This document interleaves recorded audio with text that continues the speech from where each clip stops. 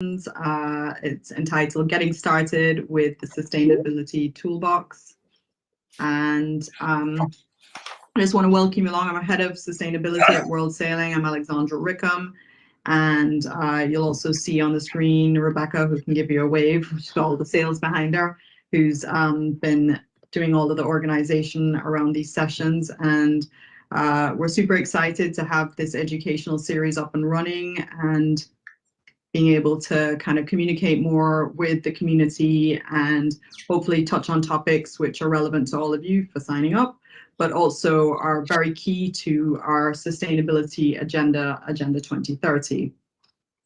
So just to give you a little snapshot quickly of why we think that working with the toolbox is really important is because under Agenda 2030, which, as I'm sure you all know, is our sustainability strategy at World Sailing, which has 56 deliverables across environmental and social areas. Number 39 in that list is World Sailing will encourage and assist where appropriate to allow all M&As to have their own sustainability strategy that supports World Sailing's Sustainability Agenda 2030. And we see the toolbox as a great toolkit to get you started on that journey and to being able to create these sustainability strategies. And I think another reason that we thought that this was a super relevant session to also have as one of the starters was because last year, some of you may be aware, and you may have even participated in our census study, which we sent out to all of our M&As, all of our member national authorities. And the data that we got back suggested that people wanted an extra bit of support with their policy statements and their strategies, and also that a lot of our M&As did not actually have any sustainability or environmental policies in place. And so as a means of kind of helping everyone on their journeys, we thought that that was one of the reasons that we decided to do the sustainability sessions in general, but that's also why we invited the toolbox along today to help with their amazing toolkit to be able to help you with that journey. So I'm going to hand over now to Isaac and Amy from the toolbox, and they can tell you about how to implement a sustainability program. Yeah, hi everyone. Thanks, Alexandra and Rebecca. Thank you for having us on your sustainability sessions. We're excited to share a bit more about the toolbox, and I'll just do a quick introduction, then hand over to Isaac and speak a little bit about where the project came from. So I'm Amy Munro. I'm the Sustainability Officer with 11th Hour Racing Team. We're an offshore sailing team who recently competed in the Ocean Race. And the toolbox was conceived by our team there in a bid to kind of support our peers and our supply chain.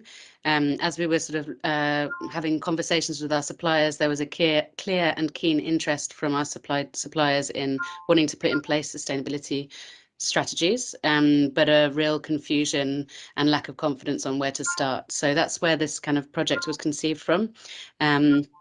To help people understand, what to focus on, where to start, and what tools to use in order to create a robust strategy. And I'll pass over to Isaac. Hi, I'm Isaac. I'm the Toolbox Community Manager. So when you sign up to the Toolbox, I'm the person you'll be speaking to help you go through the process and to help you with any other needs you might have. So just to outline who the Toolbox is really for, it's designed for anyone to make. Well, it's designed to make sustainability accessible for any organisation, no matter the size or industry sector or skill. It's designed for both the novice and the sustainability practitioner. So anyone who intends to implement change from inside the organisation can use the tools to do so and build out a full strategy. The toolbox itself is now available in English, French, Spanish and Portuguese. So we try to make it as accessible as possible so we can expand our community to all of your M&As. Nice, Alexandra. So this gives you a little overview of the structure of the toolbox. So it helps to provide with the organisation with a framework which is aligned with standards such as ISO 2012-1 event management systems and the IOC sustainability essentials, and it's made up of a number of features. So we have steps 1 to 8, with multiple resources that are included behind those, including how-to guides, quick guides, which are going to be the format that we're going to run you through today using the quick guides, and then more practical templates, tools and trackers. And this process takes you through the steps from how to start and assess your starting point to creating policies, strategies, plans, and ultimately assessing and reporting. It's very much being created with a community and share-alike ethos in mind. And behind this set of tools is a community of Toolbox users who have all, peer reviewed and contributed and can help continue to develop and improve the assets alongside us. Awesome. So just to give you a little idea of what these tools actually look like, clockwise from, I'd say, the top or from the bottom left, we have quick guides, and these are downloadable. They're downloadable as JPEGs or as PowerPoint slides, and they're a concise overview of what you'll be doing through each step.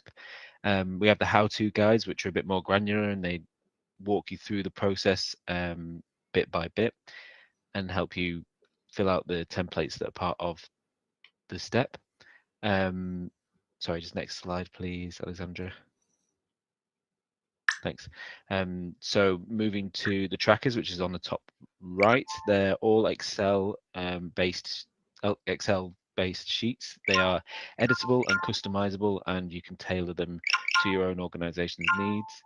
We also have a template down there in the bottom right, which is the stakeholder mapping template. And in the middle there, you can see we've got the case studies. So we've got case studies from 11th Hour Racing of how they implemented the toolbox process, but also we are building up a bank of case studies from other members who are part of the toolbox community, so that we can show different ways of tailoring and different ways of best practice. So that's kind of what the tools look like. And I guess without further ado, we'll take you a little bit through the 8-step process. So this is what it looks like, and we've put it in this sort of circular graphic here to showcase that actually doesn't end at step 8. It sort of then feeds back round into the beginning again, and it's a process of continual improvement. And also what's key to bring up at this point is this, so while we have the various different steps, what's continuous throughout is the communication with stakeholders as you go through each step of the process. So yeah, Isaac, I think you add to that bit. Yeah, our framework as well it's not prescriptive, so you can really go through this process from the beginning to end, or you can use different parts of it and pick out which bits best apply to where your organization is at. Either way, myself or the team are always on hand to offer free one-to-one support wherever you might need it, which you can book in when you become a member. You'll receive an email from me, which will give you the link to do that.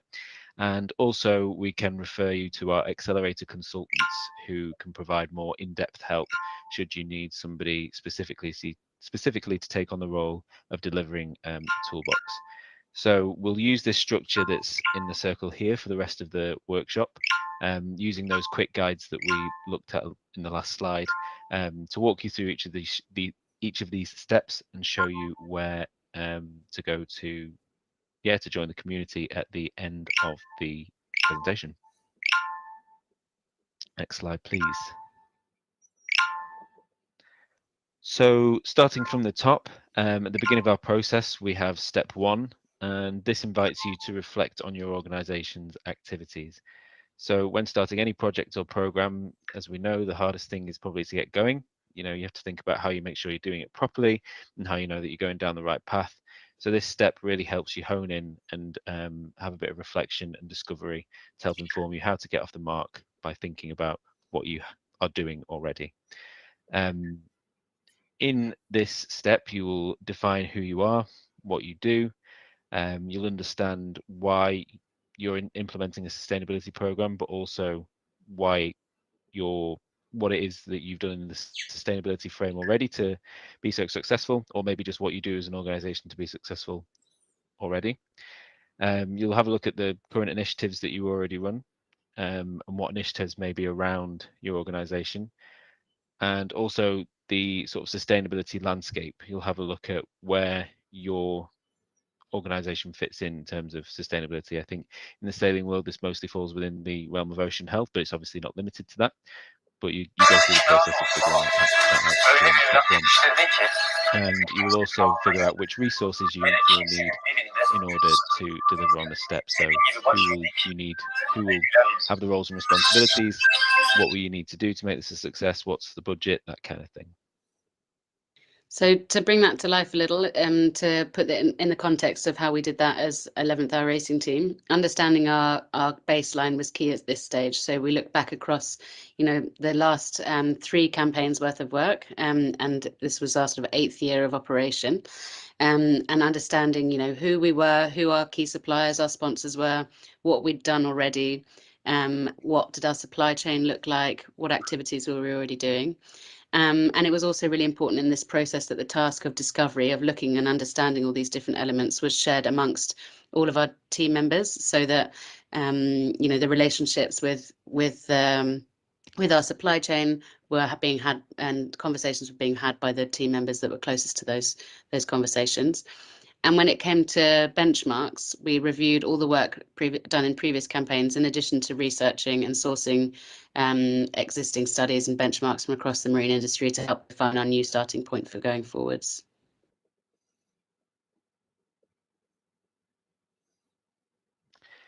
So once you've looked internally at your organization, that's when it's time to sort of establish what that direction will be. Once you've looked within your own space, you can then look outside and say, okay, this is the way we're going.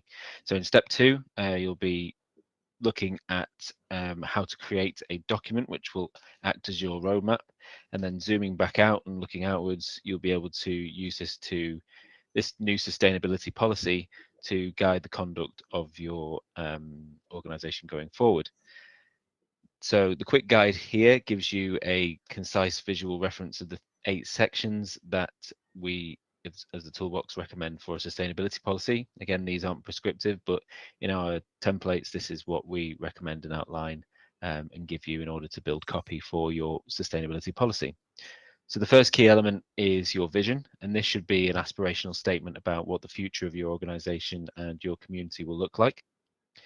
The mission statement is next, and this should provide a description of how your organization will go about achieving that vision. So thinking about what activities your organization does and what it will do in order to realize that end goal that you've outlined as your vision. Section 3 is where you make a clear definition of sustainability. And sustainability is quite a broad term. It covers a wide range of topics. So you'll want to define that in the context of your organization and the things going on in your industry as well. In the scope section, you'll clearly state what activities the sustainability policy and the sustainability strategy apply to. Is it just one product or event that you're applying this to, or is it all of the activities within your organization? Is it everything that you do? Is it everything that your subsidiaries do as well? It's outlining that scope. Your organization will also reference some high-level objectives and targets. These can be in line with the Agenda 2030, but you'll build these out in more detail after you've engaged your stakeholders and identified your key issues. You'll then describe how the strategy will be implemented in loose terms for your sustainability plan and how you might track and measure your progress. And then in the reporting section, you can outline the frequency of the reports or the frequency of that you will report on the progress of your sustainability strategy. Usually this is, of course, yearly reporting, but sometimes when organizations work on seasons or work on event cycles, it might be different. So the idea is to commit to periodic reporting and identify opportunities therein to make adjustments to your operations for continuous improvements. So once you're happy with the wording of your policy, it should be committed to by everyone in the organization and then signed by the directors of your organization.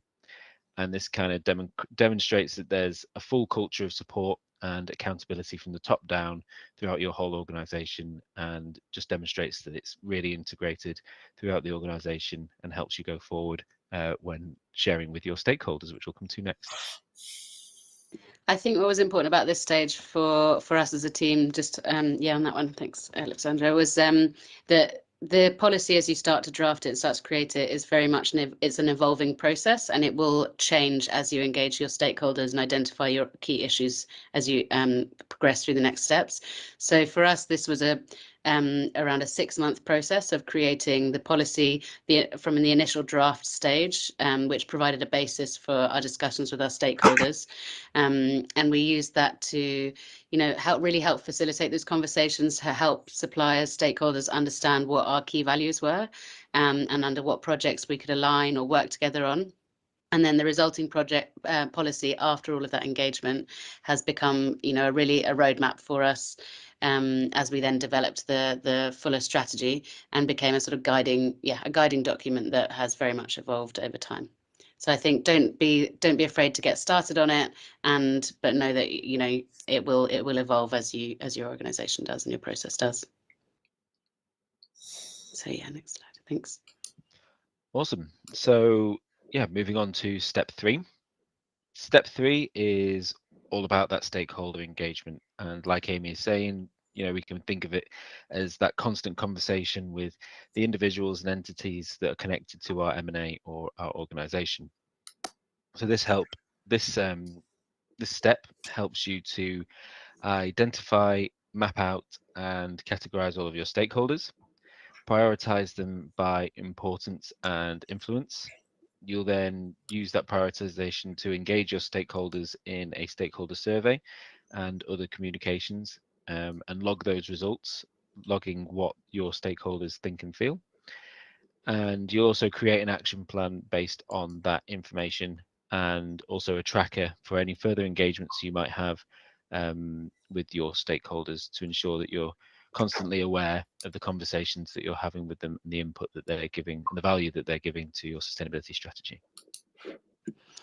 And just maybe it might help a definition on what a stakeholder is. It's anyone or organization that can affect or be affected by your activities and your decisions. So, and I just wanted to share some of the real benefits for us of having a really thorough stakeholder engagement process. Included, identifying key sustainability issues that we hadn't thought about. It helped foster collaboration right from the start. So we were bringing those stakeholders in at the beginning of our journey. So it helped us really build trust, get buy-in.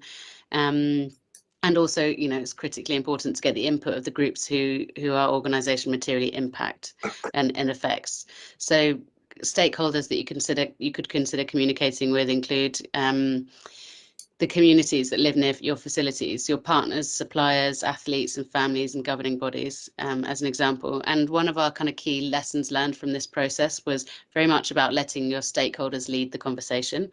So it's great to provide prompts or share your own values and policies, but really make sure you're listening and hearing from them. What are their key issues and what do they want to see you address?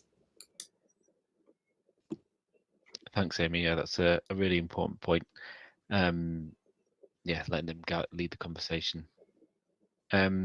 Step 4 is namely about identifying issues. So after you've had that engagement with your stakeholders and you've taken on their viewpoints and you've taken on the things that you've discussed, it's time to outline what those issues are.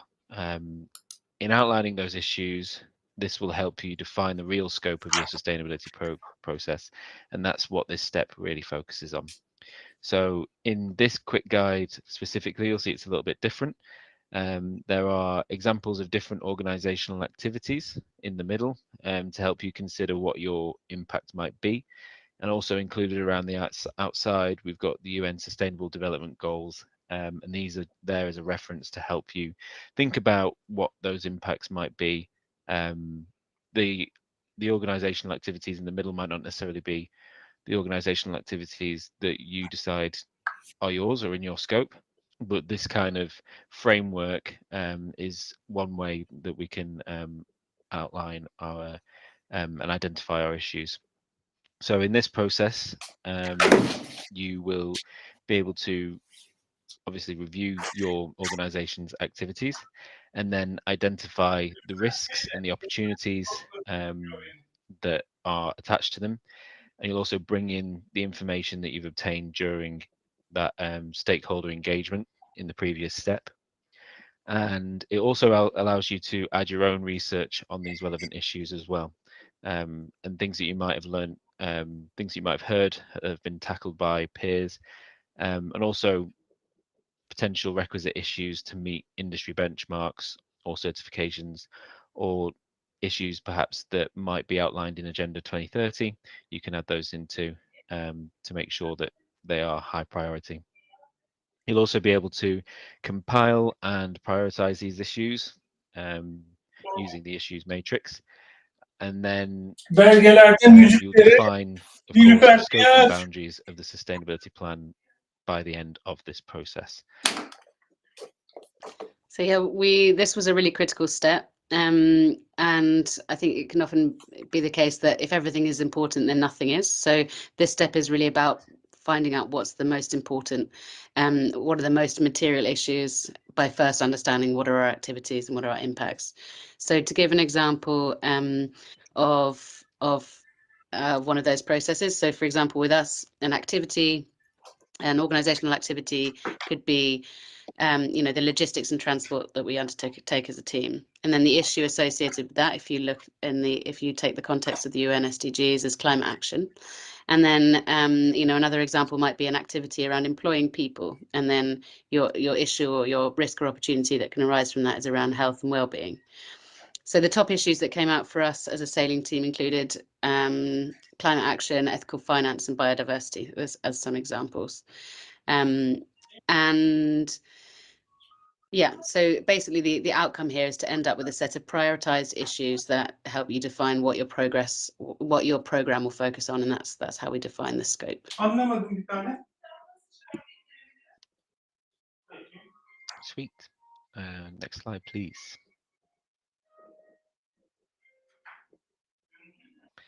So yeah, once you've got all these issues prioritized, and you've really taken that granular look at how your organization impacts, you can then set targets to address those issues that you've outlined. So by creating tangible goals to measure success, you will be able to monitor and assess your progress year after year. So in this step, we would be drafting goals against those issues that we've identified. We would be making specific targets, ensuring they are SMART. So SMART is an analogy which stands for, an anagram that stands for specific, measurable, attainable, realistic, and time-bound. So by ensuring that your targets are SMART, you're ensuring that they are completely holistic and they are concrete and robust. Then you'll share your targets with your stakeholders and get their views and approval. So again, remember that continuous engagement of stakeholders throughout the sustainability program, making sure they're aware of what you're doing and feeding into that. And then lastly, these goals will be aligned with the targets and industry standards, which you will have already put in your issues matrix, but again, to reference them by referencing frameworks like Agenda 2030 in your targets, you make sure that all your stakeholders are aware that that is your vision going forward. Absolutely, and other standards. So standards that we aligned with, for example, include the UNFCCC Sports for Climate Action Framework, and also we run to a system that conforms with ISO 2012-1, a sustainable event management system. It's about sort of picking the one that's right for you. And I think it's important to remember that targets need to be relevant to the areas that you have direct control and influence over, and make sure that the targets address the most material issues, the ones that where the biggest responsibilities lie. So to give an example of one of our targets, so our goal was to support our peers through sustainability leadership. Our objective was to create resources to help others on their sustainability journey, and ultimately our target was to publish 8 how-to guides by May in 2021. So the sort of creation of a SMART target. So now we're ready to, now that we have our targets, we're ready to move on from preparation to planning and implementation in step 6.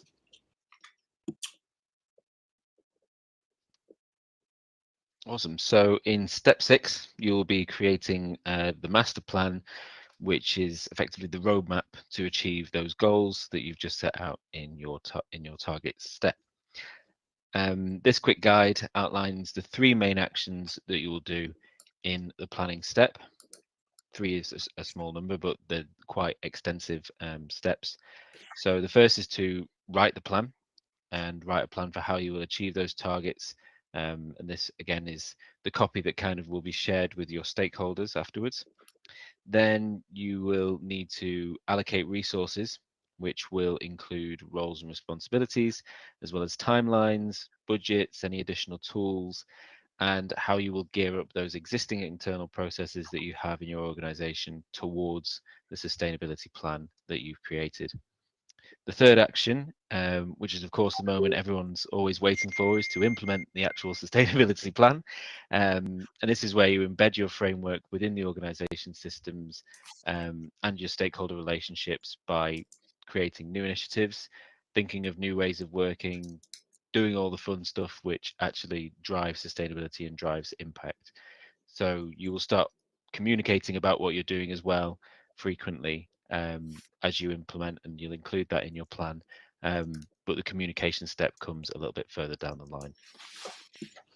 I think there were 2 key lessons that we learned in this sort of process, or challenges. And one is that about making sure that your sustainability procedures are embedded into your broader business management system rather than separate. That way it can integrate into your existing checks and balances, reporting lines and accountability systems rather than becoming an add-on. And the second lesson learned was around making sure that there are people responsible for each element of the plan that you're making, and they have specific time set aside to complete those tasks, rather than it being sort of an addition to someone's role that gets dropped as soon as things get busy. So yeah, those are the 2 key sort of pieces that we learned there. And so then next on to assessing the progress. Yeah, so assessing progress. So you'll be going through implementing your sustainability strategy, but as you go along and as you're doing all these initiatives, you have to measure all of the impact that you're making. So when you do the initiatives, by gathering data, you'll be able to compare and review your results, how your initiatives are contributing to your targets. So to do that, we have a comprehensive selection of trackers to support you and a comprehensive selection of templates, which we'll go into in the next slide. But as you are measuring your progress and gathering this data, you will have to evaluate that analysis and then react. So reacting is adding this to your sustainability plan and thinking, how can we adapt? How can we change direction? How can we make sure that we're still aligned to our targets? And also effectively assessing your internal performance on a whole. And this might include conducting a management review to address any of the non-compliance issues that you've identified as you are measuring your progress. We are quite nerdy and really love this step, and fully believe that if you don't measure it, you can't manage it. And so this for us is not just a process of, about ensuring that we're driving towards our targets and creating measurable change, but also it's a process by which, as we're doing the measurement itself, we can start to see trends in our data as soon as they become apparent. And I think that's the important part. We don't need to wait sometimes until the end of the data collection or the reporting cycle to spot trends and opportunities and risks that can be addressed early. So I think that was a key lesson learned for us in that section too. And now we're going to just dive a little deeper into one set of specific tools in step 7, because we understand that lots of organisations are interested in specifically carbon calculation and analysis. So I'm just going to hand over to Isaac to talk a little bit about some of the specific tools that are contained within step 7 that help you to track that.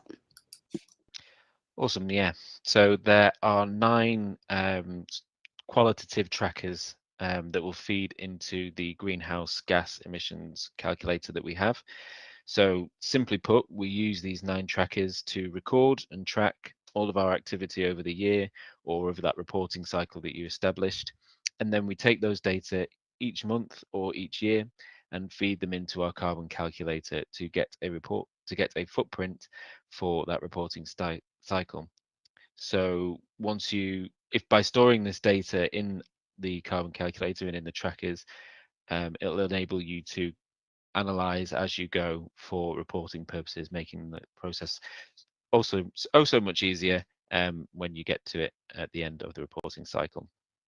So when we put this data into the carbon calculator, the calculation that it gives you is quite a comprehensive overview of your emissions. So it does scopes 1, 2, and 3.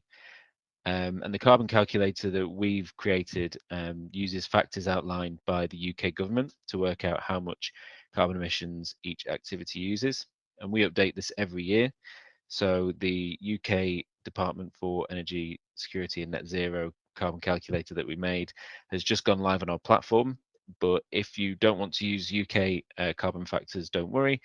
Again, as we say, all of our tools are tailorable and you can change them. So you can take the carbon factors that you have in your from your locale and put them into the carbon calculator by copying and pasting them in the bottom. The format of it is such that by taking the data from the trackers, you can put it into the carbon calculator using your own factors and get a carbon footprint at the end of it.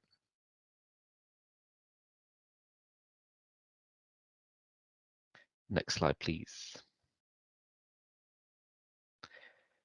So as we are, we've been going through our sustainability plan, we've been assessing our progress, and now we really want to shout about all of the great stuff that we've been doing during our sustainability program. So in order to really deliver on it, it's important to communicate and report those key successes, challenges, and learnings to your team and to your external stakeholders as well.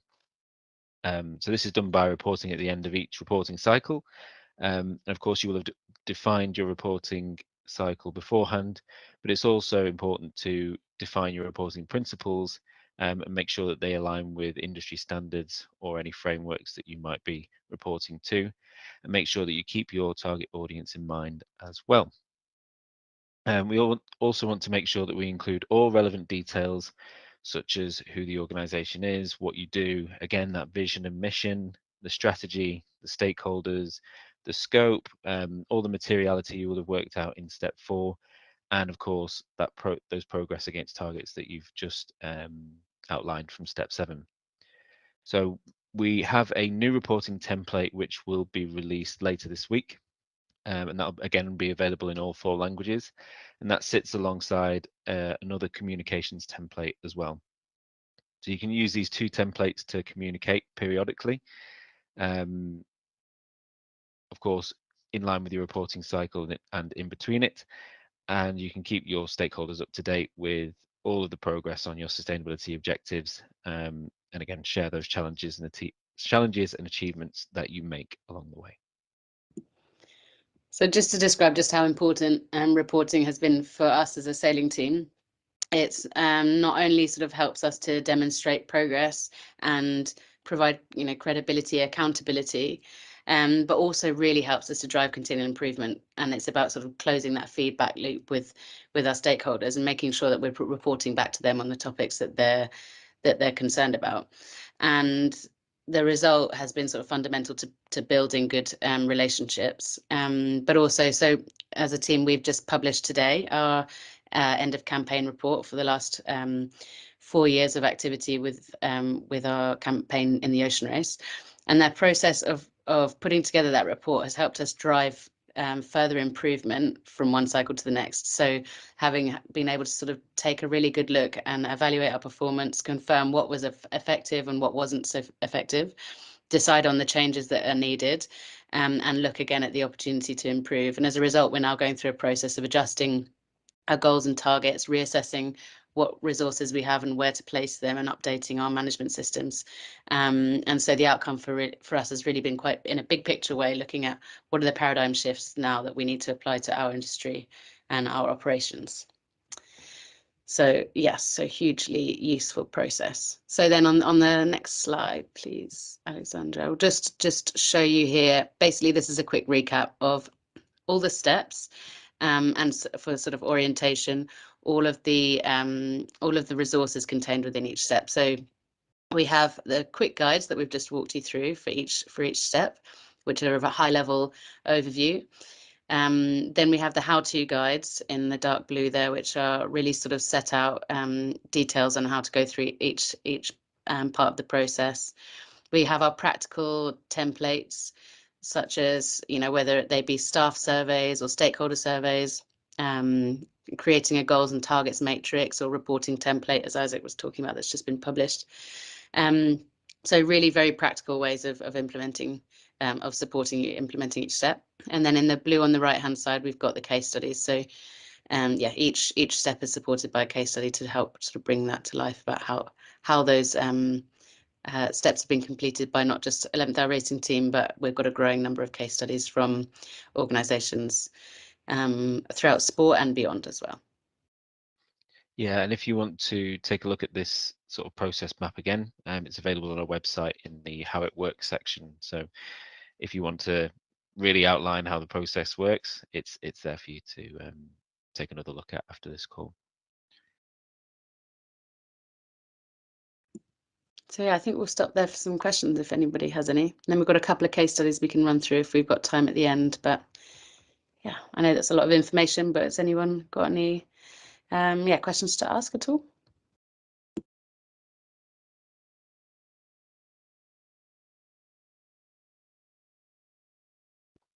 I can see that someone has their hand up. Feel free to just Unmute yourself. yeah, unmute and Far Yeah. away. or put it in the chat. I have a hand up. Am I allowed to speak now? Or? Yeah, go for it. Great. I think we're talking about a lot of processes here, and that's quite interesting. But I was thinking about the behavior of people. How are you working with the stakeholders and engaging people? Because, you know, we have a lot of strategies, but it's like we're not getting through the eyes. And this is a ring from the Danish Association. Thank you. Yeah, I think there's a couple of tools that have helped us to work that out, and it's firstly, the stakeholder mapping tool helps you understand the different groups and how to categorize the different groups of stakeholders.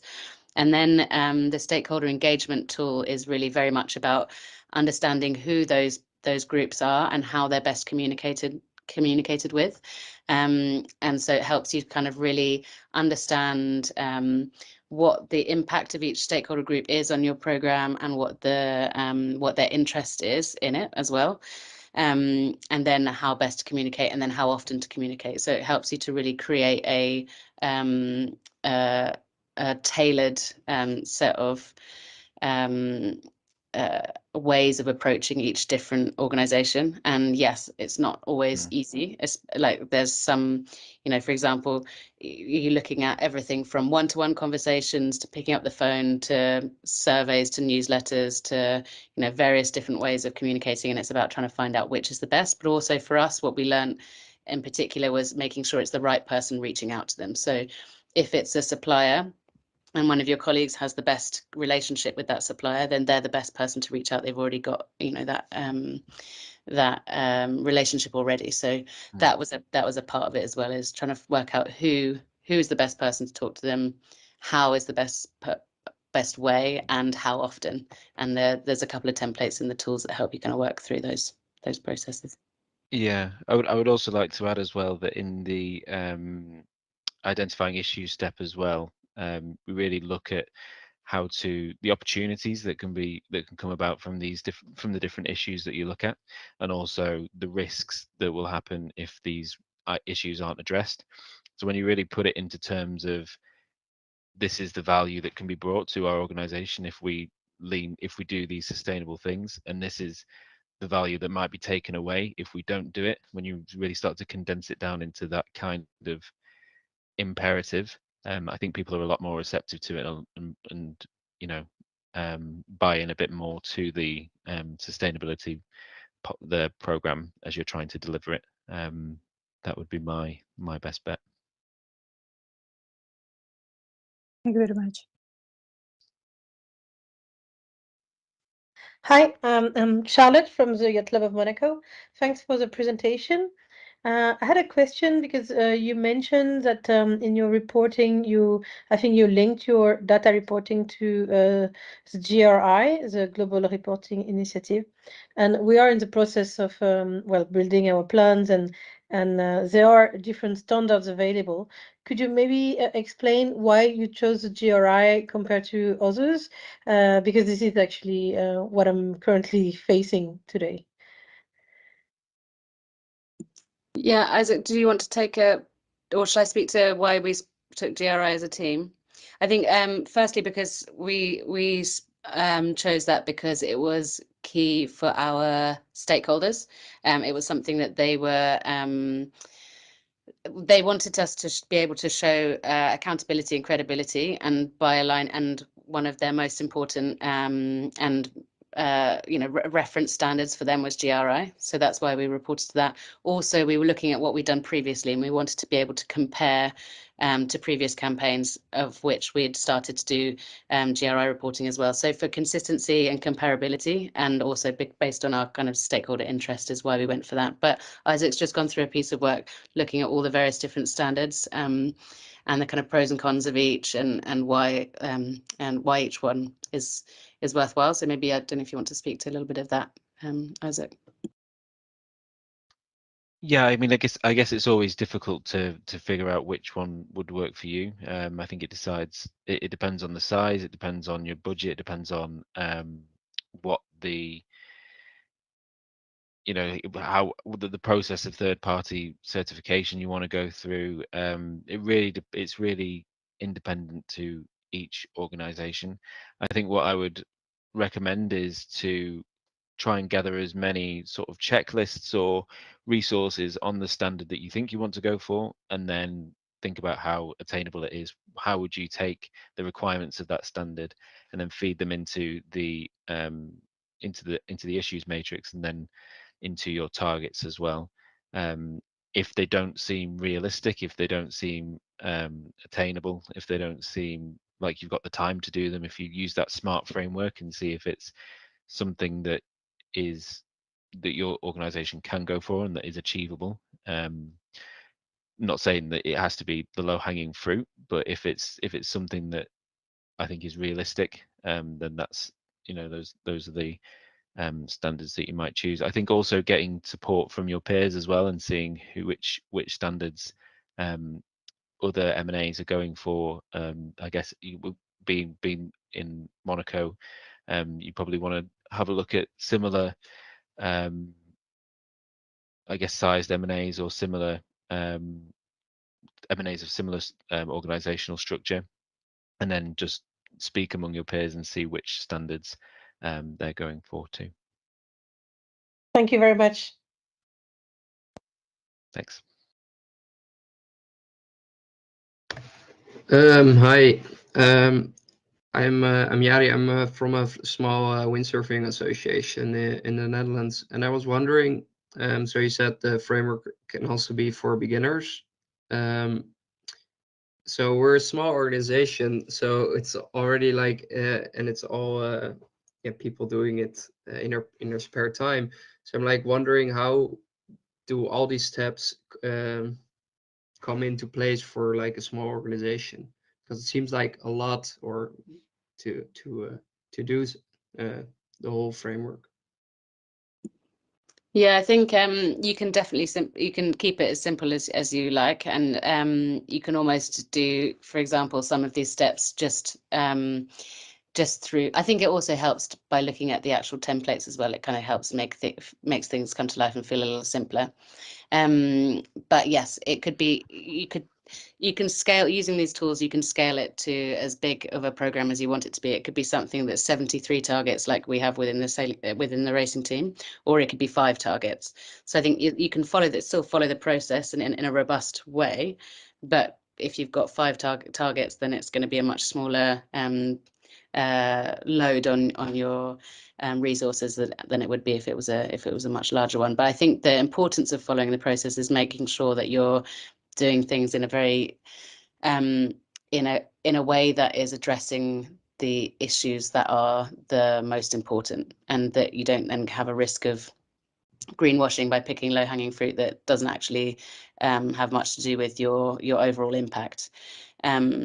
So yes, so I think you can do it as, you know, almost at a high level just by using the quick guides at a very high level, and then just scaling it and keeping it simple for the first couple of years, and then or year, and then you can scale it as big as you like as you get that kind of proof of concept.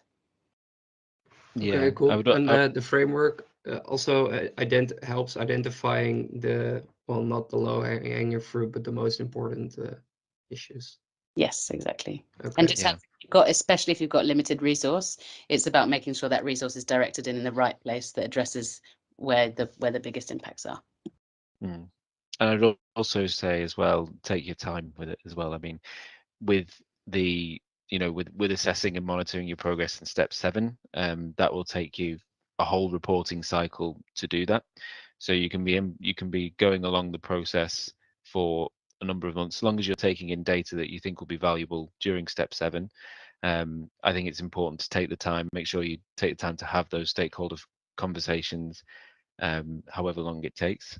Because I think once you plan out the steps in terms of a year and really earmark some time for it in the future, it becomes a little bit less daunting, instead of, you know, we've got to do all of this now and get it done so that we can start learning our baseline. If you take the baseline at the same time and also build a strategy while you're doing that, it can take the weight off and it can make it a little bit more digestible, I think. Okay, thank you very much. That's really helpful.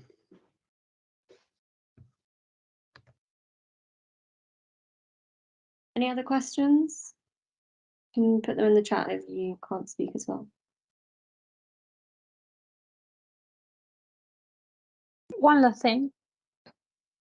Yeah. Is again Irene from the Danish Association. I would like to, if you can, I guess you are sending the presentation to all of us later.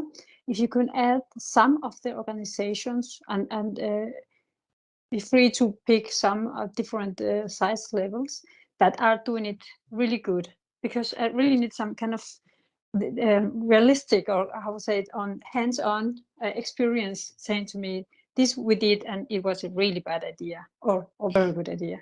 So some examples I could even, I would love to contact them and hear how they are working, but if you can just resume how they are working with it, with the theory, with the models, that would be great. Thank you. Maybe that brings us quite nicely onto the case studies.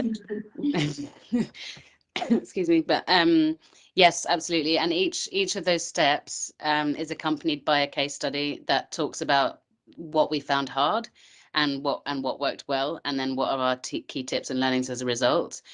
So within each step, once you sign up, you'll see each package under each step has a case study. And then there's also, we're building up a bank of case studies that are from various toolbox members, such as Swiss Cycling, who have created a case study about how they went about putting together a sustainability policy using the steps of step 2, sorry. And then we've also got one in here from the Association of National Olympic Committees, again about how they went through the process of putting together a sustainability policy. And then slightly outside of sport, we've got a case study from Bamboo U. Maybe you can start with that one, Isaac, to speak about their process of creating sustainability sourcing code. Yeah, I mean, way out of the the world of sport. Bamboo U, they approached the toolbox, and they have used, again, not prescriptively. They took one piece of the toolbox and used some of the tools in step 6 to create a sustainable sourcing code. So I guess the main crux of this is to exemplify that it's not just for the M&A, it's not just for your clubs and teams. This can even go out to suppliers or the very stakeholders that you're communicating with. The adaptability of the toolbox is that anyone can use the process and use the tools and really tailor it to their own situations and their own organisations too.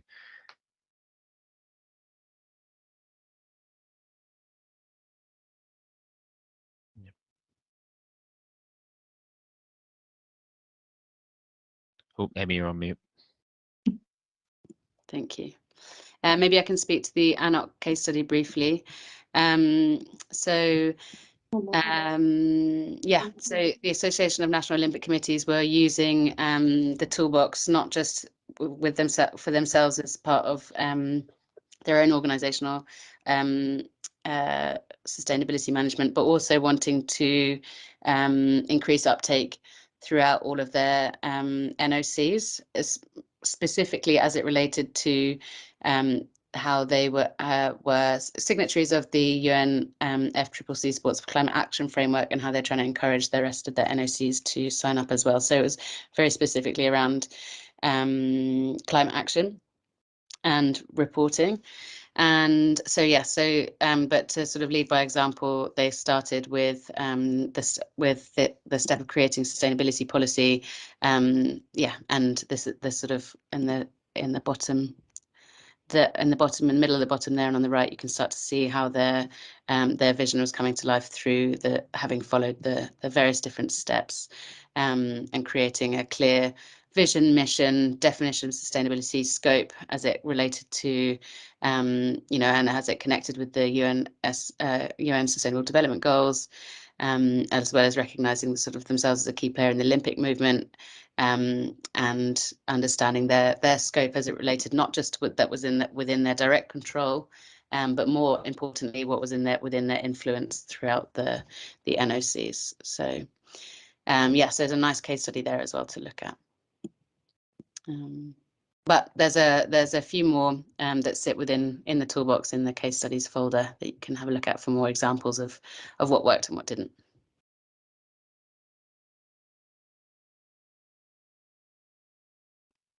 And with that, Awesome. maybe Rebecca and Alexandra, I think, looking at time. Next one. Okay, so you can see the QR code for the toolbox is up on the screen. So please do take a snap. If not, as you can see, the web address is also there. And when we send you the well, it's also, I think, in the registration page for the sessions, but we'll also send it when we send the link to the files and the recording. So thanks everyone for joining today. Hopefully you had a bit more of a snapshot into sustainability and how you can possibly get started.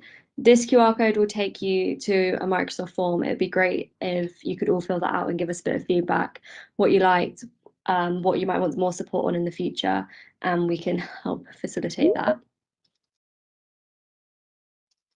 And our next sustainability session will be next week, slightly earlier, so it's going to be at 9 AM UK time, with Marine Shift 360 talking all about life cycle assessments for boats and the issue of boat recyclability. Cool. Just one final thing, we have utilized the toolbox also and created a little bit of a carbon calculator. It's a simplified version of things that we think will be useful for clubs and events and M&As also to be able to start reporting kind of a fairly high level carbon footprint. And that's also on the World Sailing sustainability pages, which have been updated, and we're kind of compiling more of a resource hub for everyone. And that's so please do go and have a look. It's on the World Sailing website on sailing.org. There's a link in the chat now as well. And there's a link in the chat, so you can see kind of, and we're going to be filling that up with more and more resources as they come online. And there's also a link, funnily enough, to the toolbox on there. So I just want to say a big, massive thank you to everyone for joining us today. Sorry that I'm not appearing on the screen, but I'm hosting the slides. And we hope to see you at the next session, which, as Rebecca said, is next week. That's because the following week is the World Sailing Annual Conference, so we needed to do back-to-back weeks. And then following the conference on the 29th of November, we'll run into a presentation by a Sustainable Sailing Club. So that will also be around what they've done, and that'll be more of a peer-to-peer sort of presentation. So thanks again for coming, and we look forward to seeing you at the next session.